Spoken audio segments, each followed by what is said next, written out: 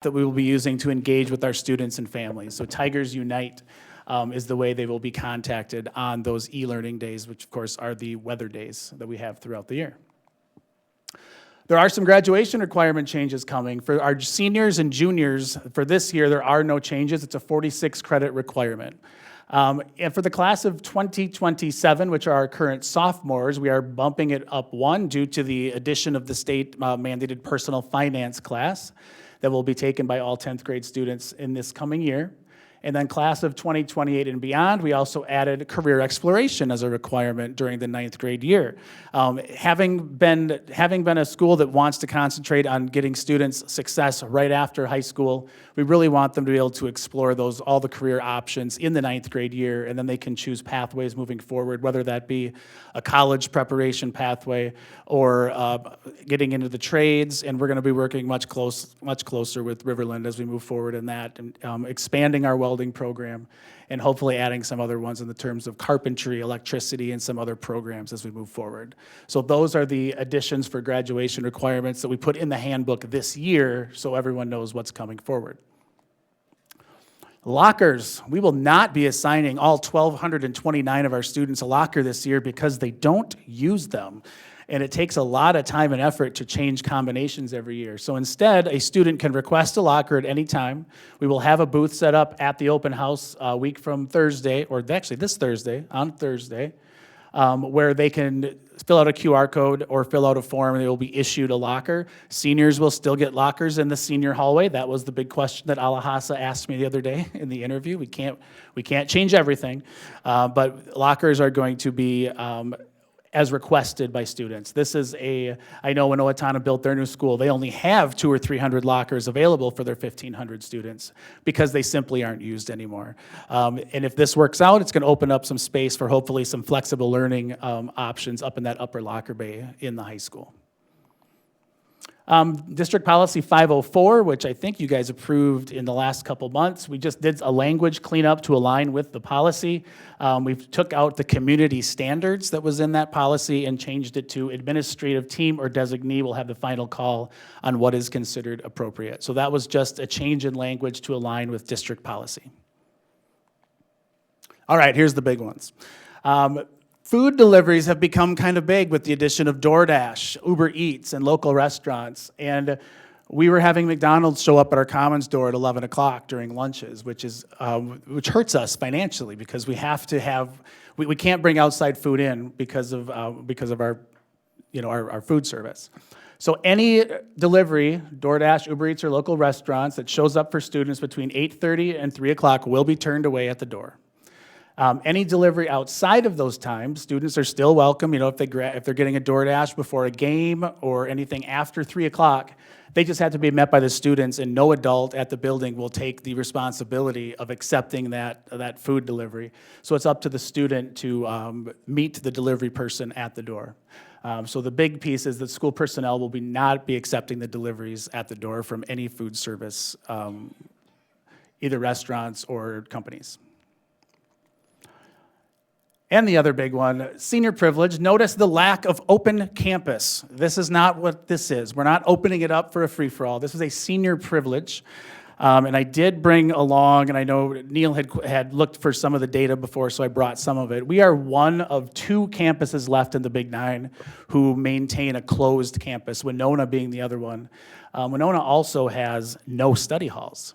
Their teachers teach 6 hours a day and have 1 prep, so 0 study halls. So it's a very different environment over in Winona. We match the rest of our schools, and so we are getting on board with the rest of what our conference does. And I think it's giving these seniors a chance to have some responsibility and show that they're able to meet a certain requirement and open back up. This has been done in the past. It ceased to happen when the school moved from downtown out to Hammer. So we're just kind of bringing it back. We did add requirements. They have to be attending 90% of their classes. All of them will be meeting this on day 1 because if they show up, they'll have 100%. And so when we run the first report a couple weeks in is when this will happen.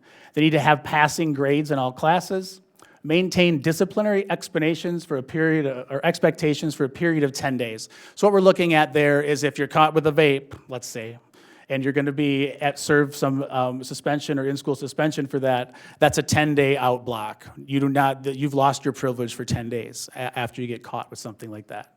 The parent or guardian will sign a release in talking to both lawyers here and with our lawyers and the district lawyers.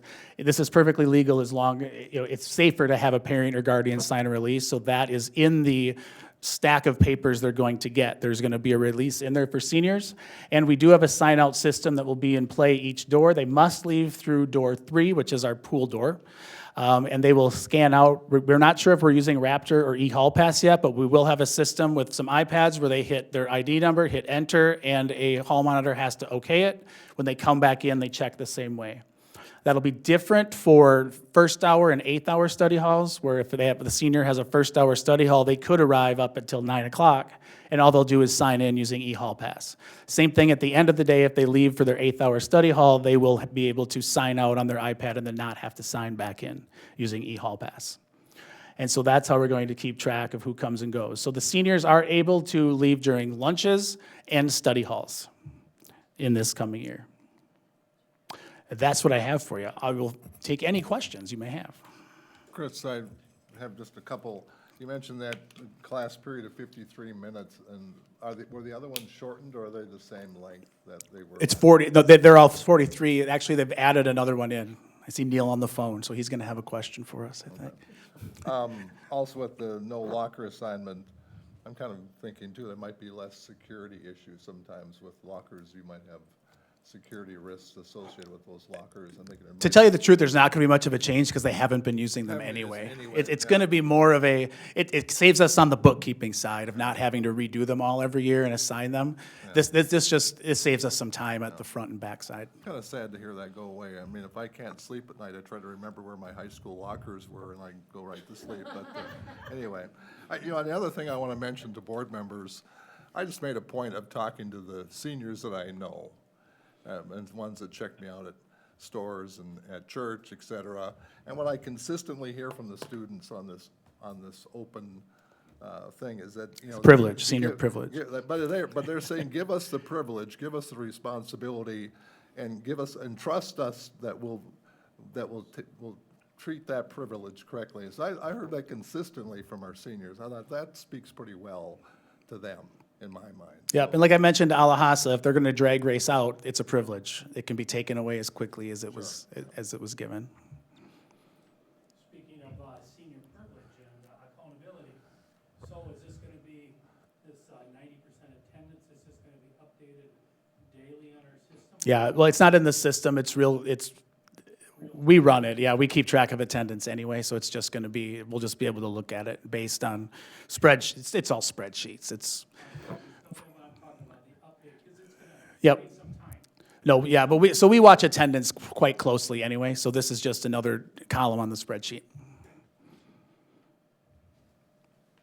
Yeah, I just want to add, so thank you, Principal Dibble. To your question, Director Schindler, this was also brought up in this superintendent's student cabinet, and it is, you set those expectations, and then you have that level of accountability and support the students.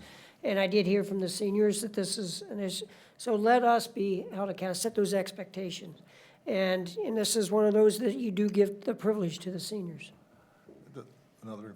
Another question, Chris. Yeah. With the monitoring of that door 3, is it adding a clerical burden on any staff? No, there's hall monitors there all day, every Okay, day anyway. okay. They get there right away at about 8:10 in the morning to start watching that door, and they're done at 3:10. So no additional staffing required at all. Yes. Is there anything stopping students from just leaving anyway, even though they don't have the privilege, and trying to come back in, or what would happen? There never has been. There never has been. But no, being given a privilege, if we see them coming and going through the wrong door, we can catch them. We'll also be running that, the spreadsheet. We'll get a report every day of who came, who left, who came back, and so we can compare that to, wait a minute, I know I just put you on the grade list, so we'll deal with them at an individual level, and if it gets too much, then it's the peer pressure that'll take care of it. I wanted to reinforce that. So yes, that peer accountability, and specifically the leadership from the seniors to set that tone, I think will be essential. We don't lock the doors and prevent students from walking out, but it's really giving the seniors that leadership and that accountability, and they'll step up. Neil has a question. Yep. Hello, can you hear me now? Now we got them. Yep. Go ahead, Neil. Yep, go ahead. Okay, thank you. Chris, I'm in support of this open campus policy for seniors as you described it. But one question, exactly how long will a student, a senior, have to, if they choose to eat out for lunch, how long do they have? 25 minutes. End of between the end of their last class and the time they have to be back? What kind of time frame are we talking about? If they don't have a fifth-hour study hall, it's 25 minutes. If they have that fifth-hour study hall, it's 77 minutes. And we tried to put as many seniors, oh, go ahead. Okay, we tried to put, I'll just go based on what I think you were gonna ask. We tried to put as many seniors in first, fifth, or eighth-hour study halls as we could because we're not assigning them a supervision teacher. If they don't wanna leave during that, they will be in the media center studying. And so this saved us, I think I said, 7 to 9 supervision periods based by not having seniors, which puts teachers back in our classrooms. So there's a financial save here as well, in terms of FTEs.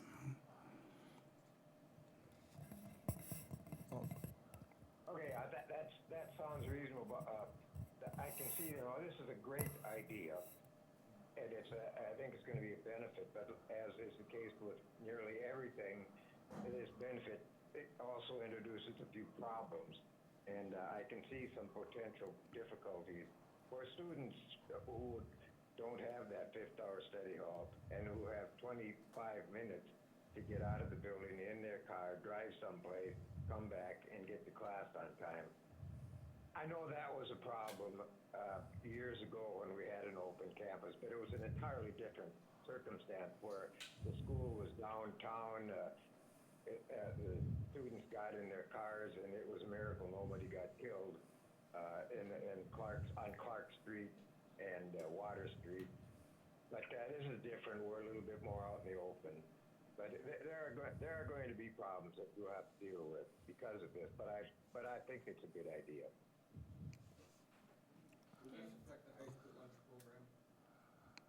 Everything stays the same as far as I know in terms of lunches are still free for all students. Chris, I'm just curious, prior to this year, what percent of seniors had a study hall, let's say last year, ballpark? Almost all of them. Okay. You mentioned under 90% attendance, where do tardies fall into this plan, under this equation? They don't. Not at this time, they don't. We changed our tardy structure last year, so after the 5 minutes, it's an absence. So if they're getting to class more than 5 minutes late anyway, that'll be marked as an absent on the sheet, so that'll count towards the 90% attendance rate. That locker situation, you said they got an option to choose at the open house. That's not like their only time that they can, Nope, they can come into Katy anytime. so if like in the winter, they decide they want somewhere to put their jacket or something, they can still Yep. go and request a locker. And what usually happens is one will get a locker and 17 of them will figure out how to stuff their coats in there.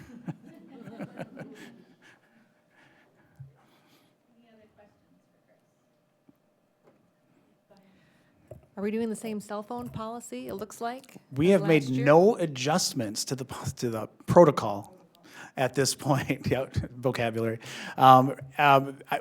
There's quite a few items I have on the meeting schedule for the staff on Wednesday afternoon that we're gonna talk about, including any changes, but from what when we talked to staff in the spring, they liked it, it worked, and so we're not gonna try to add anything or break anything right now. We're gonna go with it and see if we keep rolling, how we growing. If I could add to that, that is almost it kind of set the stage for what many districts have followed. As the MDE works with the principal union to develop some sort of a guidance or best practice, I believe that, Albert Lee High School set the standard for that. We did share it extensively with our administrative unit, so. The next step then for me is to move on to the activities, which continues on the same slideshow.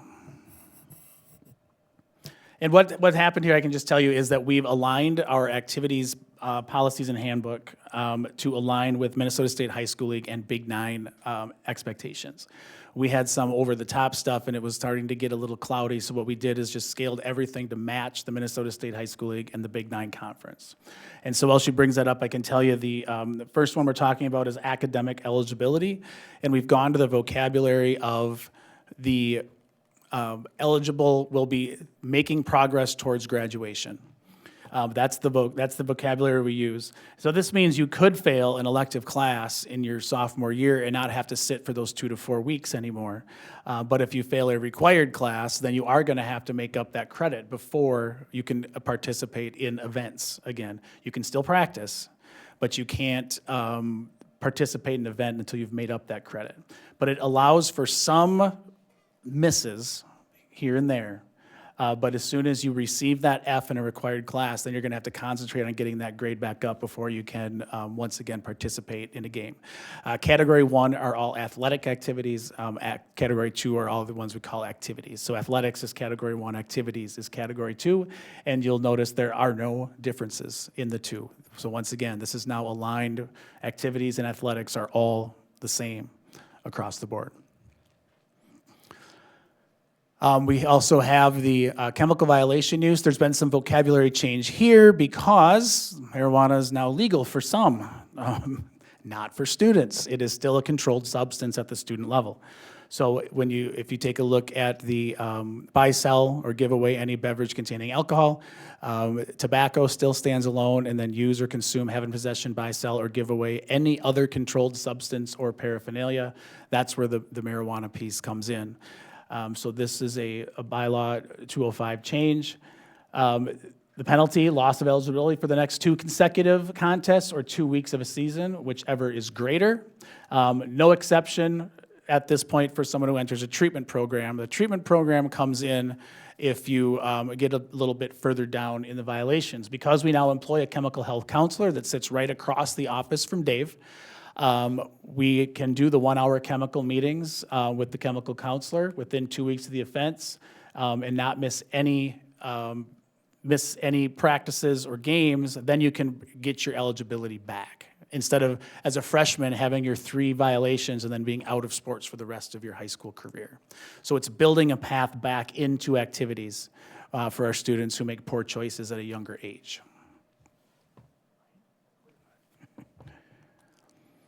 The State High School League has done a lot of work. I sit on a committee with the State High School League called the Principals Advisory Council. So 4 times a year, I get to meet with Eric Martins, who's the director of the State High School League, and we go over some important things. And they've done a big push on crowd participation. Part of that has been a parent code of conduct. In great tradition, we went with super small type on this one because I know if I don't have at least one slide we can't read, it's not a true board meeting presentation. So this is all available in the handbook, and so we are going to hold our parents accountable for some of their behaviors as well, because I don't know if you've been to sports, but sometimes it's not the kids we have to watch or sit next to.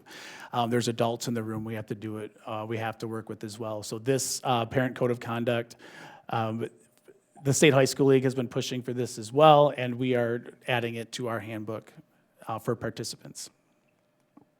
Chris, who will be monitoring that or have the authority of that? Yeah, that goes to the site managers at each level.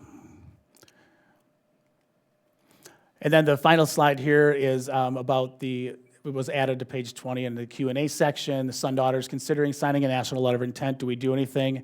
Yes, we have 2 different meetings throughout the year where we bring in cookies and celebrate and have them sign their letter of intent to attend a college post high school. I believe we had 2 or 3 of them last year. I believe one of us had a grandson do it, if I remember correctly, at one point. So, yeah, we celebrate when we can, but we have to make sure that if you're going to sign that letter of intent, we know about it, because we're not going to do it for every week when it happens. We're going to concentrate them on those 2 dates throughout the year. Anything there? A quick comment, going back a little bit of history of this board, we spent a lot of time some years ago purposefully deciding that Minnesota State High School League rules and that were sometimes a little bit lenient. We wanted to hold our kids to a little higher standard. We wanted to help our kids a little bit more, not to keep them out of athletics or activities, but to make them more accountable for their actions. And so I will just personally say that it's disappointing to see that we've decided to go back. I may be in the Minnesota State High School League board here in a year or so. I would say exactly the same thing to Eric, because I don't think they, I wouldn't say care at that level, but I'll say that they want to make sure they got activities to raise money for the entire league. But for us here at Elbury Lake High School and middle school, wherever the kids can participate, I don't think our standards were outlandish. And I think if you look back at a high percentage of anyone that ever lost their privileges to compete in whatever it was, would have probably lost them about 2 weeks later because they might have reoffended again. And so I just say that as a personal note, not a slam. It's great that we can get the kids to participate, but at some point, as we continue in society to relax accountability amongst kids, parents, teachers, us, board members, whatever, it doesn't help us, in the long run. That's all. Thanks.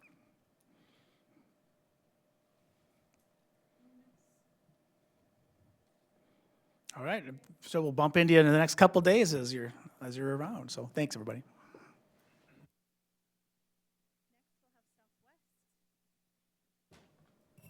Tyler? Yeah.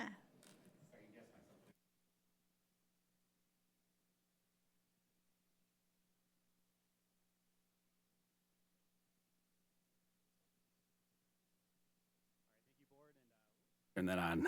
Thank you, Board and Superintendent Wayne, for having me here. I'm Tyler Johnson, principal at Southwest Middle School. Just going to talk you through some of our updates in the student handbook as well. So I guess I have the power here, don't I? Minute. Yes. Neil, did you have a question? I saw something flash. Did he have a question?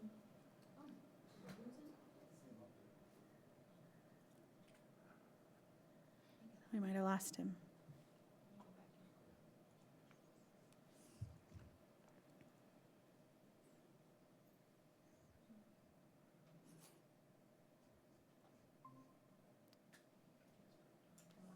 Okay. Tyler, you go ahead, and if he comes back on, we'll Join in. see if he had a question, yeah. Sounds good.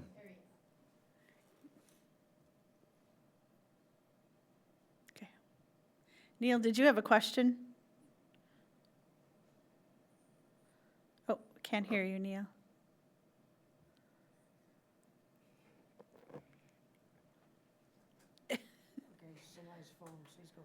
Okay, you go ahead and call someone. We'll have Tyler get started. You can call Chris Dibble. Yeah. All right, and my slides will just be the updates that we've had. Some of them are with the new policies or the updates to our policy, including the attendance piece as well. And so the first part of this is just the updates in our language when it comes to attendance. So I'm going to kind of quickly glance over that. Here is just our Southwest attendance data over the last, 7 years. And so districts across the country consider a student chronically absent when they miss 10% of the school year or more, whether it's excused or unexcused. And so I did not count the 2 years during the COVID pandemic just because the attendance was, non-existent or very hard to track. And so as you can see there, the number of students that are missing school, and this is just Southwest, it's not Albert Lee or national data or anything like that, but it has gotten up, which is not a good thing, right? We got to be in school to learn. And so one thing that we have adjusted inside the handbook as well is that there used to be a 10-day absent rule per semester, whether excused or unexcused, they get up to 10 days. We switched that to 9 days. So based off our calendar, roughly 17 days missed would be chronically absent during the school year. And so 9 days per semester, that adds up to 18 days for the year. And so what this means is that students will get 9 days of excused absences per semester. Now, if one of the absences that are underneath there, so if there's a 504 meeting, a court appearance, a suspension, those don't count towards that. But after 9 days, for example, if a parent calls in and says, hey, Johnny or Susie's sick, I'm going to keep them home, we're going to ask for a doctor's note. If not, then it becomes an unexcused absence then as well. So that way, again, it's not supposed to be punitive, but really we know that, again, attendance is a problem, and we want to address this, and it's not just a school issue that can fix this, it has to be all stakeholders that kind of buy into this as well. So part of that as well is updating our families on this and letting them know. So with our attendance, what we do is that we get the automated phone calls that go home after every unexcused absence. Then after 3 days of an unexcused absence, our dean of students meets with that student. 7 days, the family gets a letter. And then what we're going to do with our 9-day for the semester is also families will be contacted through mail, letting them know that they have reached that 9-day letter as well.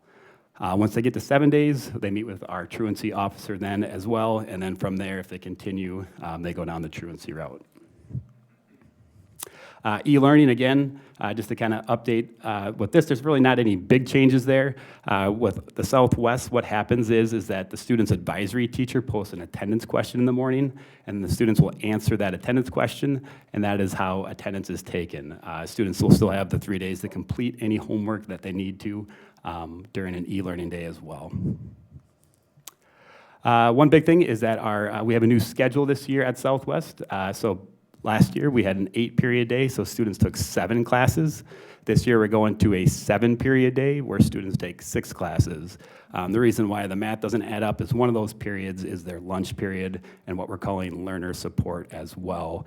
The nice thing about this is that we kind of ran into a similar problem where the high school is, where the lunch periods were about 53 and the other classes were about 43 minutes long. With this new period or schedule, our classes are now all 51 to 53 minutes long, so they're all within that same time frame.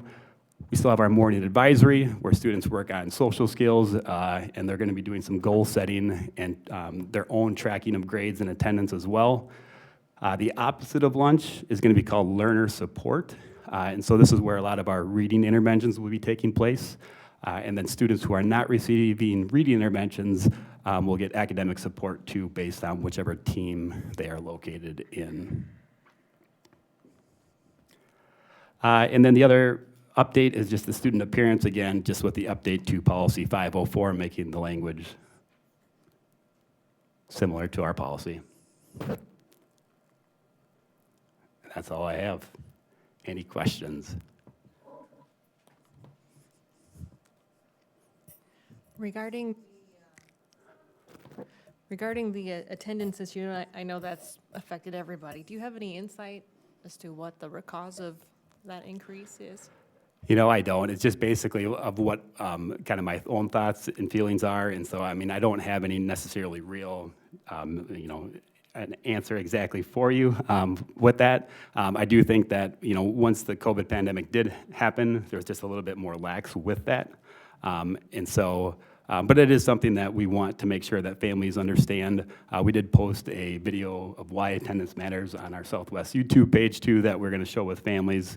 And like I said, I truly believe that this has to be a, full circle, school, family, guardians, and students on the same page. Well, this isn't the time, but that's a troubling trend on the attendance. So I would be curious again to dig deeper in the data and talk about what remediations we are doing to address it, but that's pretty significant change. Yes. Yeah, absolutely. And we're lucky enough to have 2 truancy officers in Freeborn County as well. I know our neighbors to the north do not even have a truancy program. And so and our truancy officers are great. Jenny Hendrickson is ours, and she shares us with a couple of the community schools around the area as well. But and I know the court systems are bogged down as well too. So there again, instead of coming up with excuses, what are some things that we can do? And so that is something that just being more and more transparent with our families.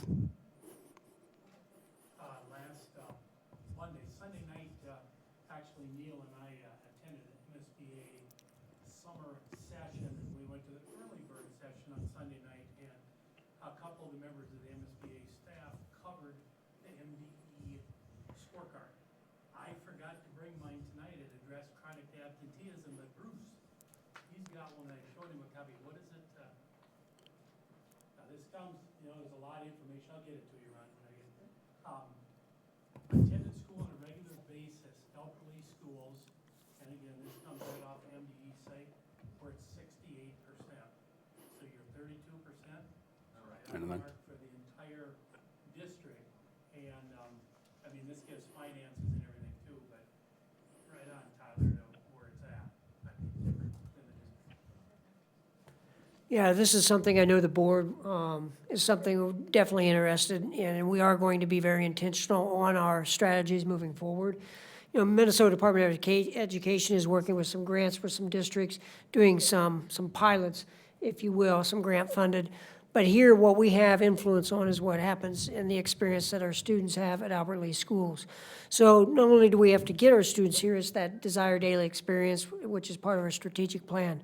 But we will be very intentional on disaggregating the data, looking at our attendance and triangulating that with student achievement, because we must do better, and we have to get to the root. It's a national, but what we have influence on is what our Albert Lee students.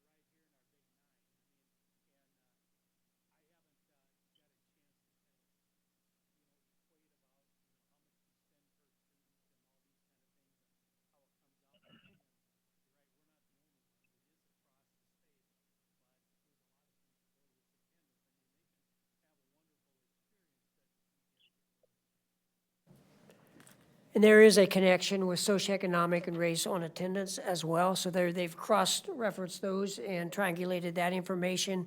And that should not be the predictability that we have in Albert Lee. So we need to interrupt that and create that opportunity here for our students. Great discussion, thanks. Anybody else before Tyler takes a seat? Thanks, Tyler. Thank you, guys. Welcome. We're going to have the elementary school presentation. Hello, thanks for having us. I'm Kim Larson, principal at Halverson Elementary, I'm Zach Kruger, principal at Lakeview. and we'll be going through our elementary guide with you this evening, so thank you for your time. On the first page of our guide, we changed the logo, so we have the school or the district-approved Tiger logo on our first page. You have the clicker? I'll see what I can do. There it is. So our updated Tiger. And then going on in our welcome, we just changed that learning allows learning to occur instead of learning to take place, so just changing wording to make it more specific. Looking at the calendar, in the old guide, it was listed out line by line dates. That was kind of overwhelming to look at, so instead we included the actual school calendar itself. Is it frozen? I don't know. Thanks, stars. All right, moving along, looking into absences, we just changed a word from the absence will to may be permanently marked as unexcused. So just looking really at our language that we're using within our guide. And then the next one under unexcused absences, tardies, it used to include that a letter would be sent home for tardies, but instead we're making it a phone call. We really want to connect with those families and find out why they're running late, what we can do, what barriers we can help them with. Kim, I'm going to interrupt you a minute. Neil, can you mute? I think we're getting some background noise from your... Thanks. Sorry about that. Go ahead, Kim. It's okay. All right. So with that one, with our behavior expectations, we removed, there's a spot at the bottom about dress code. Up above it, it references just students are following district policy at all times. So we just removed that small piece with some of the updates within the policy, and at the elementary level, we thought that would cover it there, so. Okay. And then this was in our handbook, so it was recommending instead of a treat that parents or caregivers would bring in a birthday book potentially, and we just at this point removed that aspect of just, there was a lot of logistical elements that made that challenging, but still referencing the, that piece in our handbook. And then this one, there's a section on communication that we found a different spot, especially with our new tool to engage our caregivers. We just moved that down to a different spot within our handbook. It just didn't fit well at this point. And then this one, we just put a little bit more parameters around. With our cell phones, we copied a lot actually from our Southwest handbook as we hand our students off to Mr. Johnson. Using that as a reference point, we just added the piece of really defining the school day and the location of that. So we added the school grounds and then kind of that time frame for when we would ask that this be in place for our elementary students. Oh, man, this is, talk about Chris talking about really small text. This is really small as well. With this one, we just aligned, so this is defining families and enrolling, and we actually just added and basically replicated our policy language in it. We noticed that there was a little discrepancy from policy language with this one, so we just took that straight out of our policy and adjusted that for where families would be enrolled. An entrance and exit. So it used to be at Halverson that students would, at the end of the school day, be able to enter, exit through door A1. Well, that's right by the parking lot, and that's a huge safety concern for us because it's safety first for all of our students. So we're gonna have all of our students enter and exit out of door C7, which used to be called door 2, which is facing Todd Avenue. That way it keeps them out of the parking lot and it keeps them safe. In Lakeview, if you've ever come by in the morning, we had quite a few students. We had about half of our student population playing in that front strip of grass, and then there's that hill that goes down by the lake. That was a constant safety concern. Many families brought that up.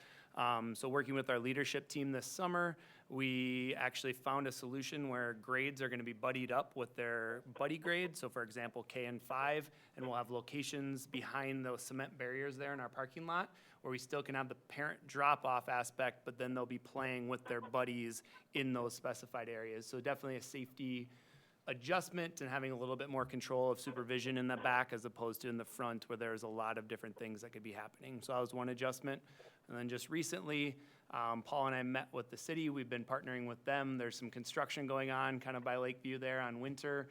So we partnered with them to work to find a solution that will still allow us to use the adjustments we made to our pickup and drop off, but leveraging that to be able to still have a safe exit strategy for our students at the end of the day for those that are getting picked up and by bus or car, and for those walking home. In our previous guide, it said that students were to stay home if they had pink eye, but according to MDE, the Minnesota Department of Education, they can come to school with pink eye, so we updated that accordingly. And this, we just updated it, aligning with our Raptor component that we're asking our adults that are visiting to come in and have their ID prepared. And then we also talked about with guests wanting to, again, engage our caregivers, so having guests occasionally, we'll have parents that are wanting to join their student for lunch and just continuing to extend that invite to them so we can have them join their kids, which is a memorable piece both for friends of kids as well as the child themselves. Oh, they get very excited when they have visitors in the cafeteria. Yes. I think. One more, your wellness. Wellness. So a lot of staff feedback. So as leaders, we started digging a little bit. We had a lot of staff feedback of, especially during our lunches, but occasionally we had students that were bringing highly caffeinated beverages, and so Monster Energy and others into classrooms and with their lunches.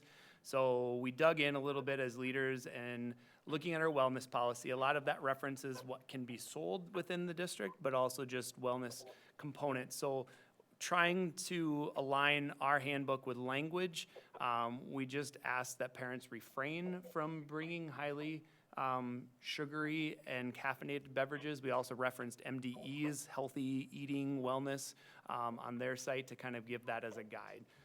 The language that comes from the policy uses suggested and refrain, so that's what we replicated with ours, but just trying to help make sure that recognizing those highly caffeinated, specifically beverages, are not supporting student regulation, especially when they're having those multiple times a day, and just the health components that are there is also, so. And that was our last. That was it. Those are the updates Yep. to our elementary guide. Do you have any questions? Back to the pink eye, is that something that the state is requiring we allow in the buildings, or? Yes, yes. Okay, Yes. wow.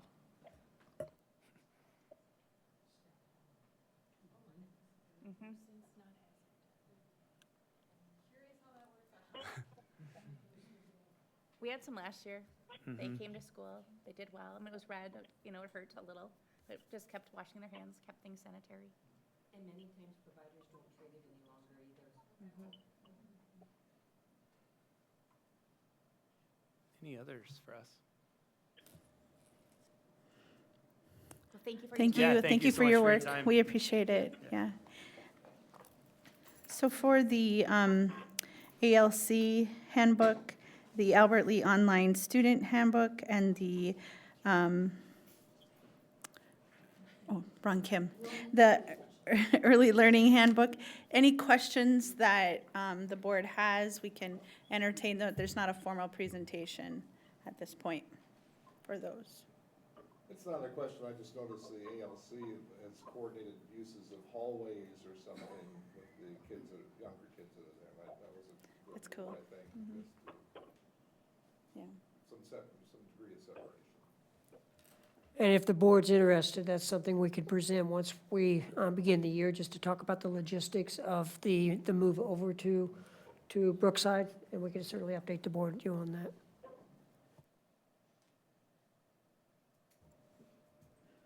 Great. Anyone else have any questions or, okay, these handbooks are an action item, so I entertain for someone for a motion. So move.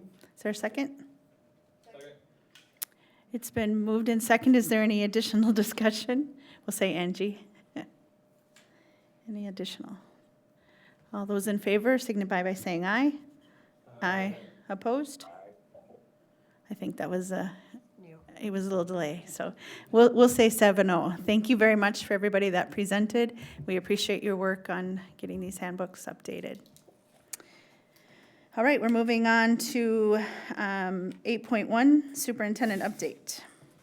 Darcy, do you have that PowerPoint? There you go.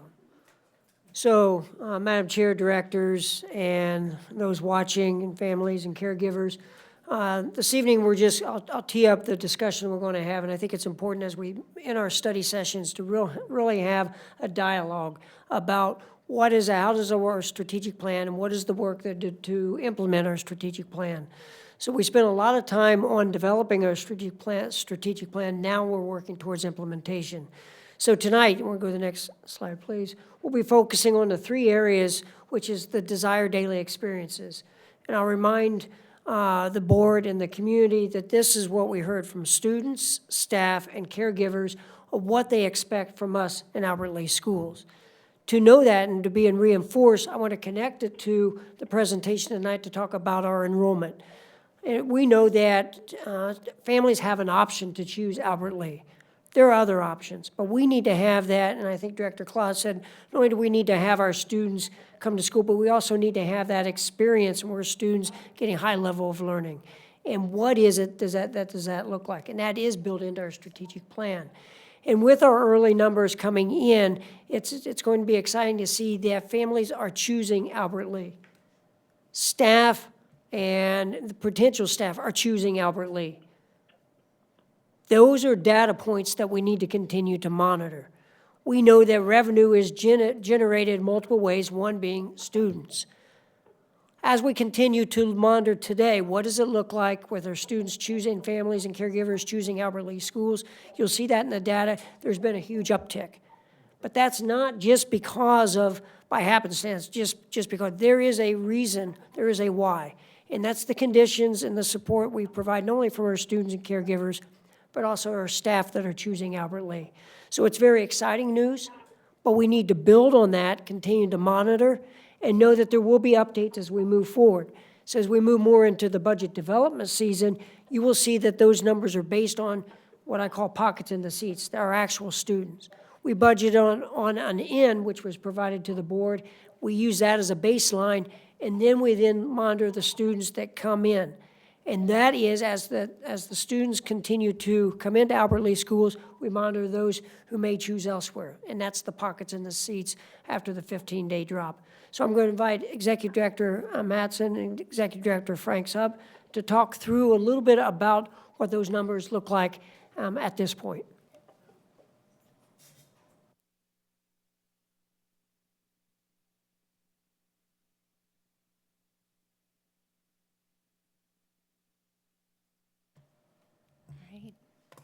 Good evening. Thank you for having us tonight.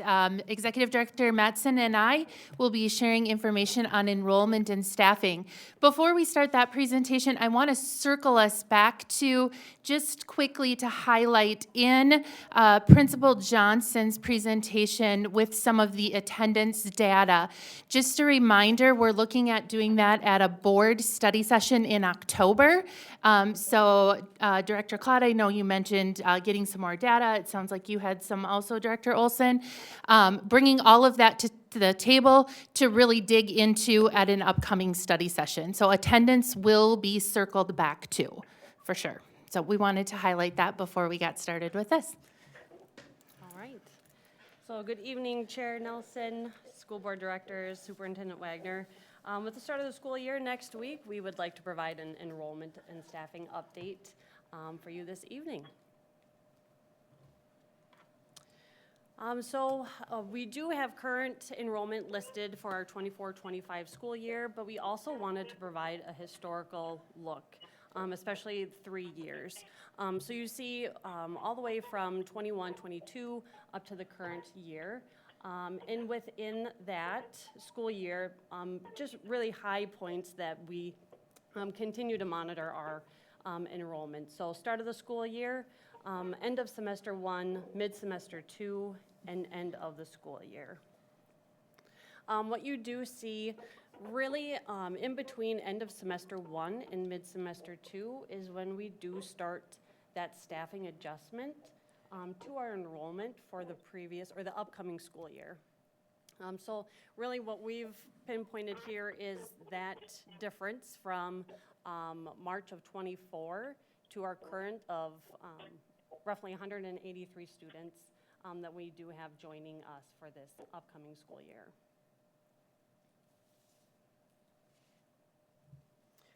One item before we get to the next slide.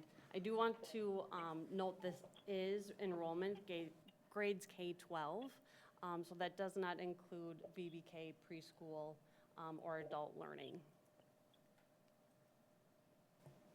And Executive Director Mattson also referenced that these are actually students that have come through our office and actually registered centrally. So those are coming back or coming to Albert Lea schools. Yes, that is correct. How much, historically, what type of change do you see between that number today and, let's say, Labor Day? Is it pretty stable, or? Yep, so that's a great point as well, thank you. So there is that 15-day drop, so about around September 10th, 11th, that is when we have our 15-day drop, so that number will fluctuate a little bit as well. It's important, though, to have, that kind of that denominator. If that changes, but if we get, at least that's a less delta. If we have the students that may, after the 15-day, if we increase the number of students coming in, we want to be on that positive side. And quite honestly, we've been operating in the negative side.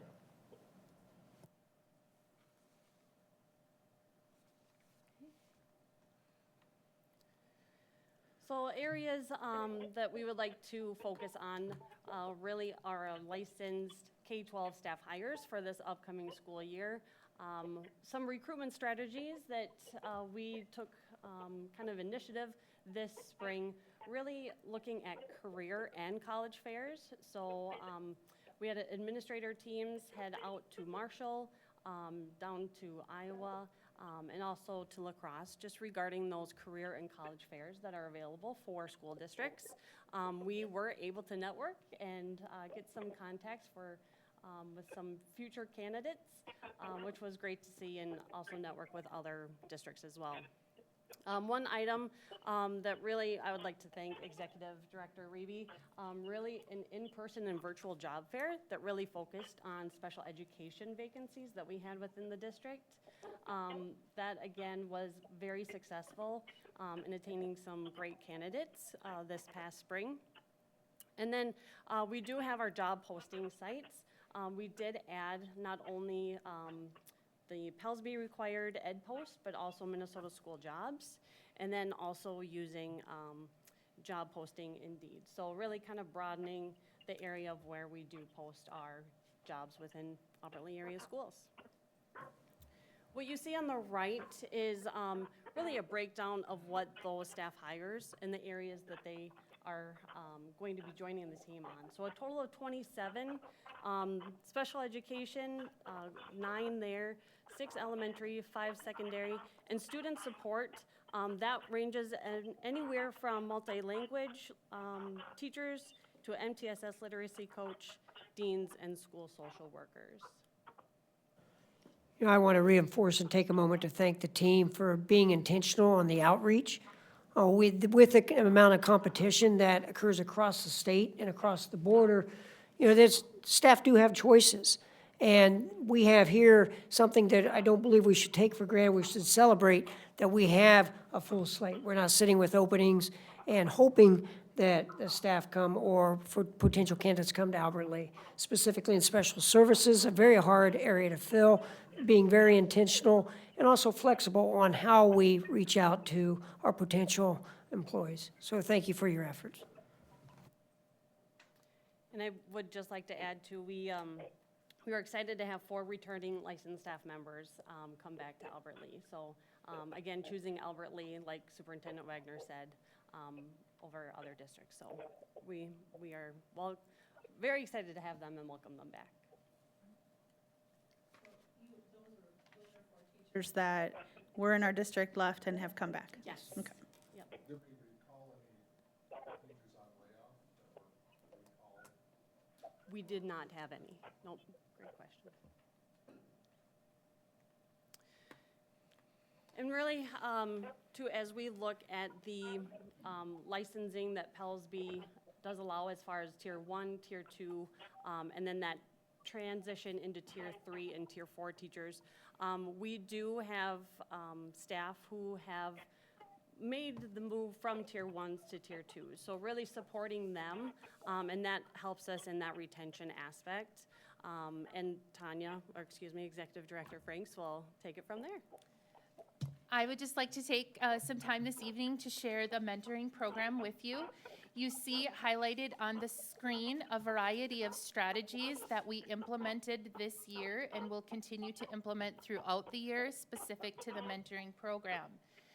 Something new that Executive Director Mattson and her HR generalist, Laura Bodema, implemented this summer was offering a summer session to any staff to onboard, really setting aside time for them to get new employee paperwork done, learn about benefits, our wellness programs, our Well at Work clinic, just getting their Chromebooks, how to log on, just really taking care of some of that really nuts and bolts information in their summer session.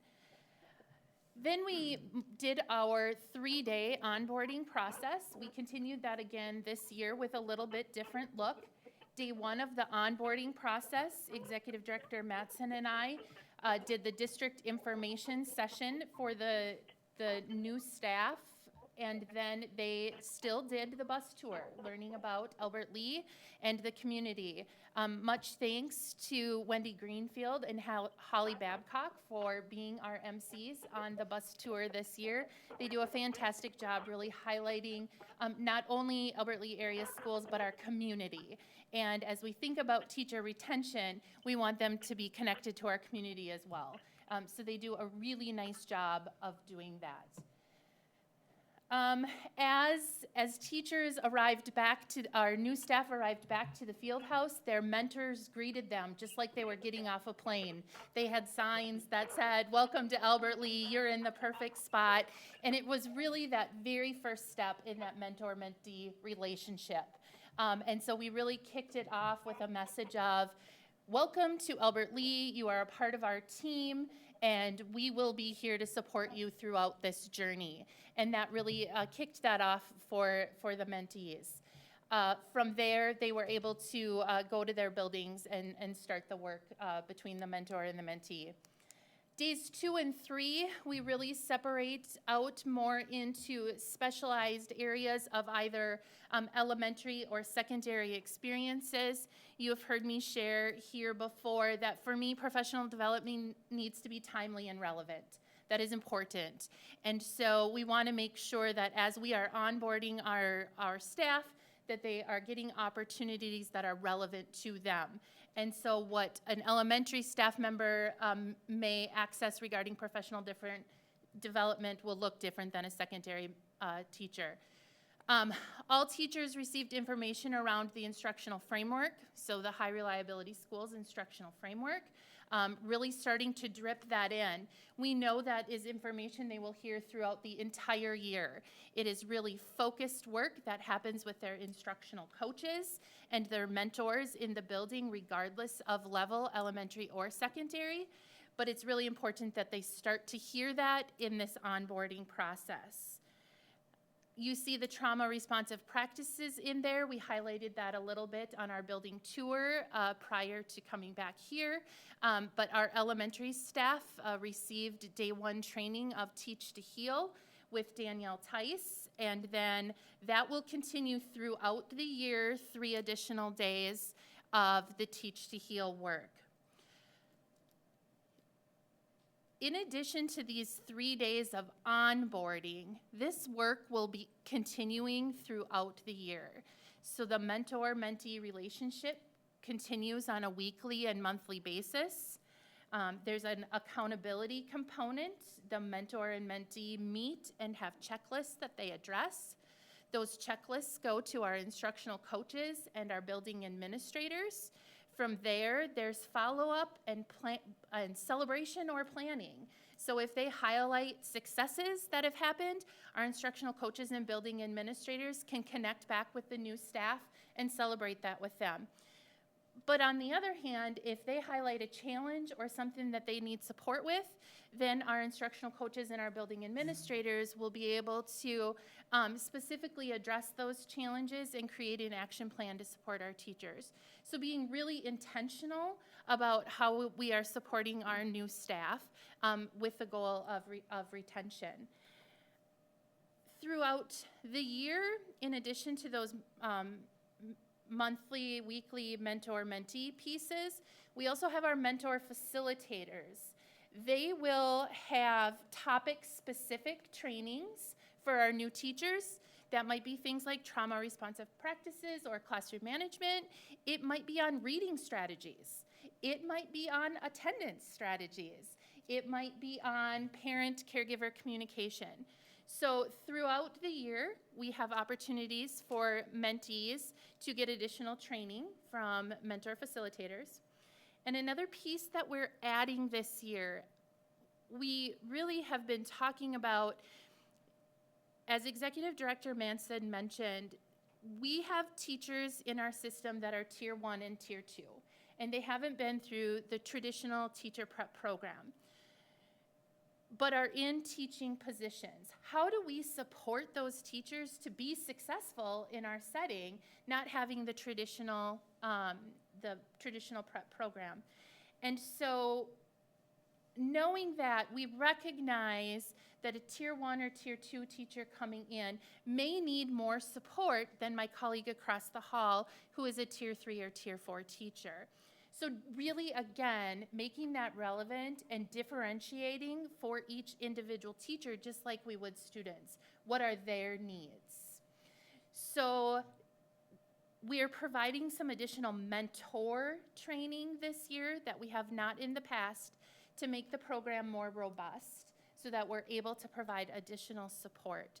So really being intentional about how to train our mentors to work with our new staff in getting them what they need.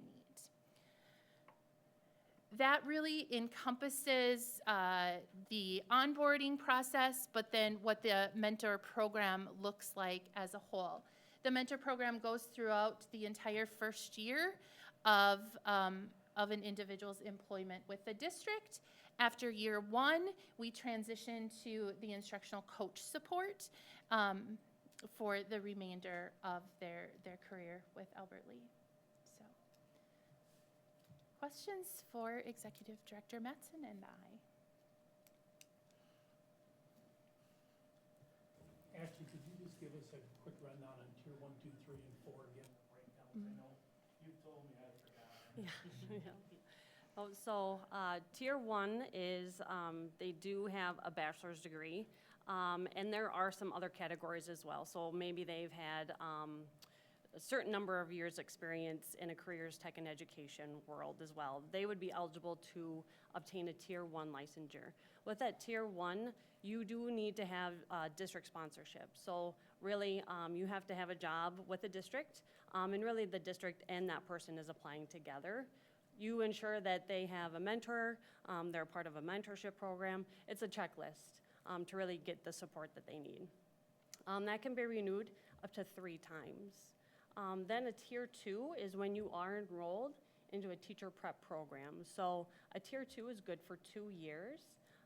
And again, that can be renewed up to a certain amount of time as well. It does have to be a Minnesota approved teacher prep program. Then on the tier 3, yes, yep. Thank you, yep, so a bachelor's degree and then enrolled into a program. Tier 3 is when they have completed that teacher prep program, and then they are allowed to then apply for your tier 3. That tier 3 then is for 3 years. They need to have effective teaching in a district for 3 years. After that, then they can move to a tier 4. And with that, there's also the continuing education credits as well that they need to maintain. At what point do they enter into the bargaining units? Yes, good question. So tier 2 is when they are part of that eligibility within the tier, I would say within the unit and within the group, because the 2 years on a tier 2 could count towards 3 years of probationary status. 10 years. Yes, yep, continuing contract, yep, yep. I just had really kind of a statement. So part of our retreat recently, we talked about how the board could be more involved in community or involved in things, ideas that way. And so I was thinking that during your next summer's orientation to have a welcome from one of us, just so they know, because I still meet people that work for the district and they're like, oh, you're on the school board. So this would be a good way for us to be out there if you would. That was Something to actually think going about. to be one of our follow-up questions is, do you have any suggestions that you would like to bring to the table for future onboarding? So thank you for that. Does anybody else have suggestions that you think would be beneficial for the onboarding process or the mentor program? Things that you've heard. Neil, do you have something? Or are you on the phone for something else? We'll turn him up now, Darcy. DraftKings. Sorry,